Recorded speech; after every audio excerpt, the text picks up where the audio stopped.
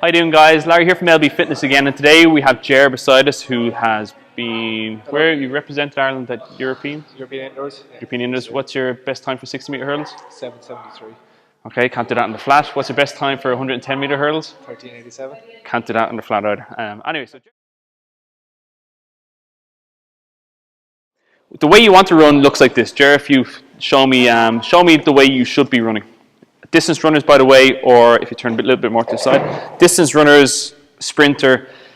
We have talked to Colin Griffin about this and a couple of other physios, etc., about the way the pelvis should line. So this is the way it should line up. Ger, keep your core tight. So when Ger is running, one knee up, and just move this hand out of the way, just drive this hand back, etc. You can see a nice straight line here. This is what you want. What you don't want, guys, is this, is anterior pelvic tilt. This will cause a greater heel strike. Again, we'll link a picture in here below. You can see in this picture, you can see what's going on. So when Ger lifts up his knee and he's in a weak position, so he's weak core and he's no strength, he'll strike the ground, and he'll strike the ground predominantly with his heel. So in this position, the first is that the shock of the ground goes right up through his shin, and his shin muscles start overworking. Also, the reason for it isn't actually because of really, really tight calves. It's not, it may be one issue, but the main issue actually happens up above with your strength. So what we're trying to explain to you guys here is that you need to have good biomechanics. So let us show you the exercise now that we're doing and show you how to actually begin to use those deep core muscles. You need to start getting in good position and working out in this position, guys, whether it's an overhead press, it's a squat you're doing, or if it's your plank that you're doing. So let's show you those exercises and get going on helping you with your shin splints today.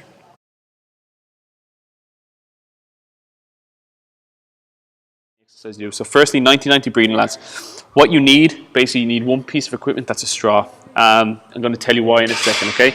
Number two, you need something smallish to support your head, okay? This is to get your spine in a neutral alignment. So firstly, have the athlete or the individual have their feet come up against the wall so that their knee is at 90 degrees and their hips are at 90 degrees. So from there you can see the perfectly 90-degree angle here. I'm just come a tiny bit closer there, just an inch, a bit anal about this.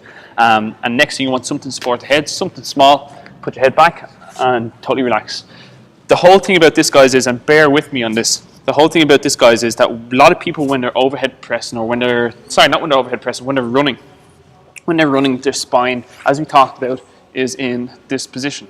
You want to be able to lock down your core and your abs so that you're in this position where you have most power and strength in your body so that your shins don't take all the stress. So what you want to do in this position, guys, is firstly cue the athlete to put the straw in the middle. Secondly, what I want you to do is put your hand at the top of your rib cage. So just there, just down below. That's where your diaphragm is controlled. That's what helps control your breathing, okay? The next point to call is I want you to pinch your nose with the other hand. So now their only source of oxygen comes from through the straw. This will then force you to start using your diaphragm. So number three, point three is I am going to try and put my hand underneath here. Ger, don't let me put my hand underneath here, okay? So right now, you're also going to pull down on the ground. Number four is pull here so that you engage your hamstrings. So pull down this way. Feel your hamstrings? Yes, tighten up. This will tilt his pelvis up slightly. You don't want this pelvis bone or your coccyx bone coming off the ground. So this is pressed into the ground, hamstrings are engaged. You also kind of want to squeeze something in between. So if you have like a small ball, you can squeeze it lightly. Again, I don't have a small ball with me now, but you can imagine he's trying to squeeze the ball. This then gets his body working as a unit. His hand is here, okay? Ger, are you struggling there to breathe?